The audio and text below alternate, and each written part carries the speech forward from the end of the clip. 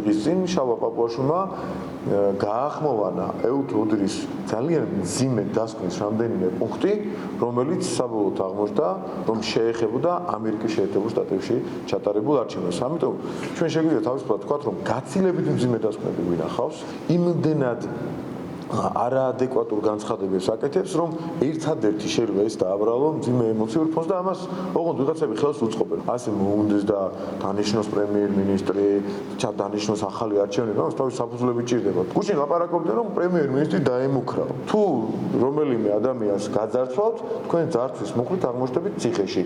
იყოს მუქარა მაშინ.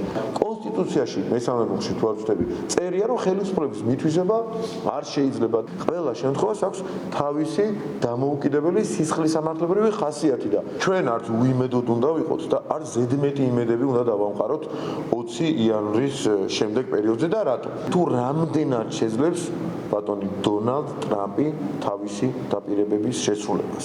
პირველი, რამდენად შეძლებს ის გავლენა მოახდინოს იმაზე, რომ დასრულდეს ომი, ამ შემთხვევაში ბუნებრივად ქრება ინტერესი საქართველოს მიმართ მისი მეორე ფრონტად ქცევასთან დაკავშირებით და მეორე, როგორ დაამარცხებს ის ამ არაფორმალურ გავლენებს ბიუროკრატიაში, ამერიკის შეერთებული შტატების ბიუროკრატიაში, შესაბამისად ჩვენზე წნეხი ნებისმიერი მიმართულებით იხსნება. მაგრამ თუ სამწუხაროდ ეს ვერ მოხდა, მაშინ ბუნებრივია ეს ტურბულენტობა გაგრძელდება.